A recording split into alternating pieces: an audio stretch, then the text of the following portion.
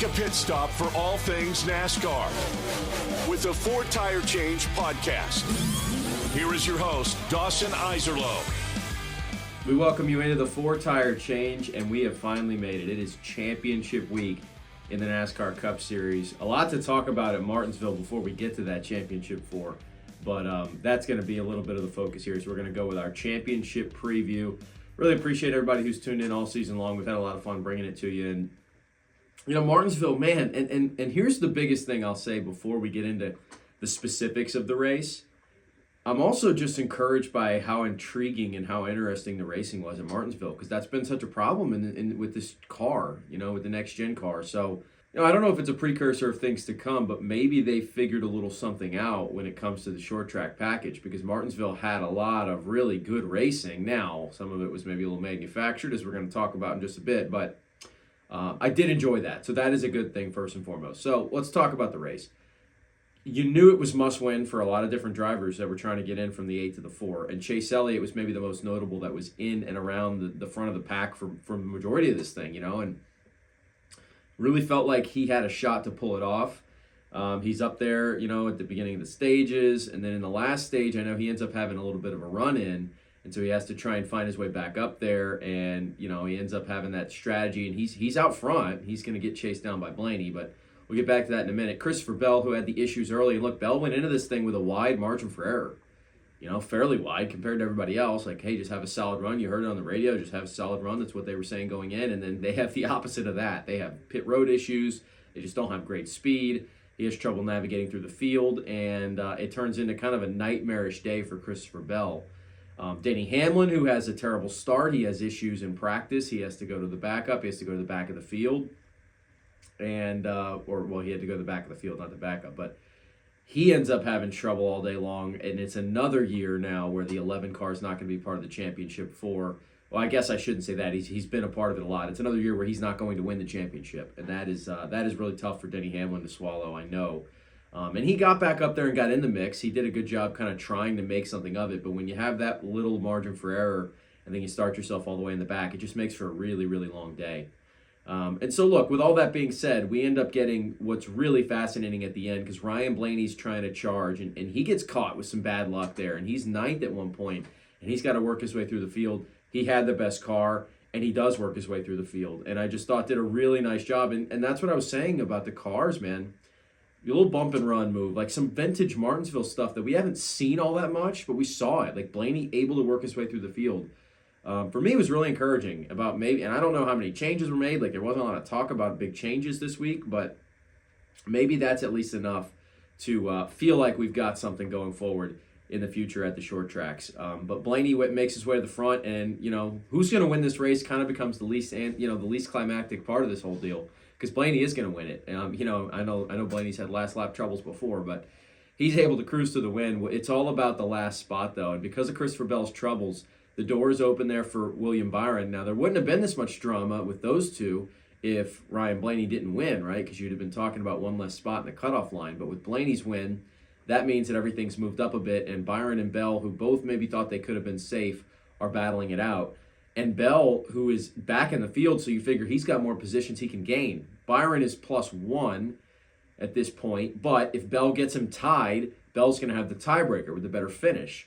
So as this is all going down, and we found out, look, we saw some of this taking place as the race was going on, and I'm sitting there with kind of my alarm up going, what are these cars doing? Are these cars, you know, racing with 100% effort, whatever the rule is in NASCAR? And all of a sudden, on the last lap, the 23 car has trouble, and Bell passes him.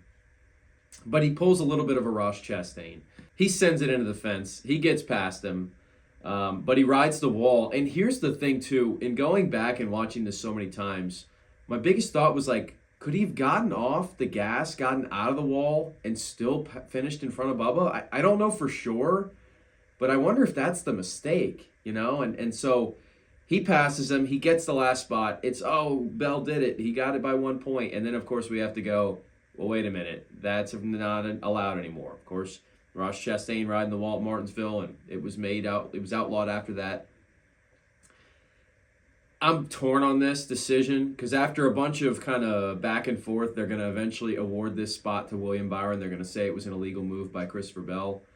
I'm torn on the decision because I still want drivers to be able to have that kind of reckless abandon out there. But I do understand it's a safety measure. It was not the same thing as Chastain either, which is, of course, we knew this wasn't going to be like a clear-cut decision whenever it came up. It's like when a new rule comes out in the NFL. It's never going to be like, oh, this is green and this is red and it was green, so we can call it like this. It's always in that black and white type of gray area. And, you know, he gets into the wall way later, but he did stay in the gas. And so I understood why they did it. It is basically the rule they passed. Like, you can't ride the wall. But I just kept going back to, like, man, if he'd have gotten out of the gas, he still had a chance. But he didn't, and that's what ultimately ends up costing him. You got to feel for Bell, too, because there's a... Now, the interesting thing is, like, he knew, because, you know, he didn't have this big celebration. Like, he was sitting there like, well, we'll see what they decide. He wasn't like, let's go, I did it. But you've got to still imagine that's a big range of emotions there. And Hendrick almost got fully locked out of the top four. How about that? If Byron doesn't get this call to go his way, Hendrick is going to have 0 drivers as a part of the championship because we knew Joey Logano was in. We knew Tyler Reddick was in. Ryan Blaney wins for the 3rd spot. It was down to Bell and Byron there. So we could have had 2 Penske's, a 2311, and just a Gibbs car. Now, Gibbs is the one who's left out. And you know, of course, they do have a Toyota in there with Tyler Reddick, but they do not have any of their cars in. Then there's also the team order stuff, and the 1 car and the 3 car with Chevrolet are supposedly involved with this, and then, you know, the same thing with the 23 with Toyota. It's ugly, man, and it sucks that it has to be like this. And I just, you know, part of that is the format, right? When you're talking about points racing, and a lot of these drivers are racing with not a whole lot to gain here. You know, what's the difference between a 6th and a 7th place finish for Ross Chastain or Austin Dillon versus, you know, a 6th or 7th place finish potentially giving your manufacturer a chance to run for the championship? But at the same time, we don't want this. We don't want everybody in Toyota's camp giving spots to the best Toyota car left in the field and everybody in the Ford camp doing the same for Ford. That's not what we want at all. And so I'm frustrated by what happened. And you saw some pretty big penalties get handed down during the week. But I just don't know if you're going to be able to create an incentive where that's not at least sneakily done, right? Now, this time it was, you know, they were able to go back on the radio and go, guys, this is pretty egregious. Like, you're doing this stuff, there's no doubt. And I even thought as Bubba's got a tire going down, and I don't know if we ever confirmed, I was sitting there thinking, is he faking having a tire go down so that he has recourse here to not be blamed for this? Like, I was going through all the different scenarios in my head. Bottom line is, we've got our championship 4 set. It is Tyler Reddick, it is Joey Logano, it is Ryan Blaney, and it is William Byron headed to Phoenix. Boy, interesting storylines here, right? Joey Logano wouldn't have even been in this whole deal if it wasn't for a couple of kind of breaks points-wise that went his way and a disqualification and everything else. Ryan Blaney going for back-to-back titles for Logano. It would be his 3rd if he got it. William Byron trying to break through with his 1st, and he's only in the championship 4 because of a crazy call there with Christopher Bell. And then Tyler Reddick, who I think has a chance to win multiple championships in this Cup Series, having a shot to get his 1st as well. So plenty, you know, in there. And it is a little bit crazy, right? Like, half this field has some controversial calls to get in. I think if you went through it, you could find a call or two that impacted all 4 of these drivers just because it's been that type of year, and it's unfortunate. I don't want officiating. NASCAR is supposed to be a sport where officiating can stay out of the way, right? Let the drivers sort it out themselves. That's been the whole thing. And it feels like more and more instances. And look, part of that is competition. I say it all the time when people talk about rule changes in the NFL. It's like, okay, but you got to understand, any rule change you make, like, these guys, these coaches, these staffs, these analytic teams, these players, they do this for a living. They have all day and every day to figure out how to best exploit any little loopholes, any little, you know, bending of the rules. Like, they're going to find a way.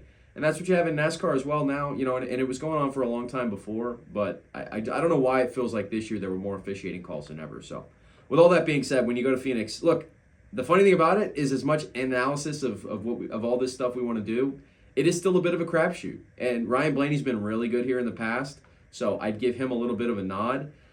It is interesting to me, like Ross Chastain won this race last year, if you'll remember, and I'm talking about the championship race, even though Ryan Blaney won the championship. So if you're talking about there, it was a Chevy who got it done. It was not a Ford, despite the fact that Blaney had a really good car and was able to finish second. Like, Chastain was better, no doubt, that day.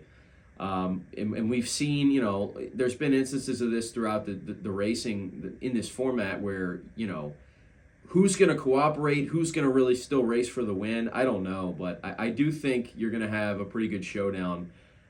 Reddick, it's not like his forte per se, right? He's more of a mile-and-a-half guy where he can ride the wall and do all those things, but I wouldn't count him out. I just feel like the Fords have figured something out here, and to have two drivers in the championship four, Penske specifically, of course, I think they've got a really good chance. And, if I'm going to have to make a pick here, I'm going to go Ryan Blaney winning it back-to-back. Why not? I think it'd be an incredible story. There's also a lot to be said about Chase Elliott maybe not wanting to be the face of NASCAR, and we've talked about that a good bit in the past. I don't know if Ryan Blaney wants it that bad, but he's a little bit more marketable as far as being willing to, talk about things and go do the tours and go do the shows. So him becoming a back-to-back champion I think would be pretty cool and good for the sport in some ways. Reddick winning certainly would have, and this is not to have a conversation about what's the best result for NASCAR. I don't think that's my only reason for talking about it, but Reddick winning with Jordan and everything would be certainly really fun to see how that would play out. And then, of course, William Byron, another guy. Byron and Reddick, I think, both have the opportunity to become superstars in this sport at some point and win multiple championships and become, mainstay, like these are the best drivers in the world. But one of them has a chance to come through on Sunday, and we'll see which one that is. All in all, I still am not a huge fan of the race being at Phoenix. I wish we'd get a little bit of a rotation going. But it is, and you do have the interesting strategy. You have the run in the low lines, the out of bounds.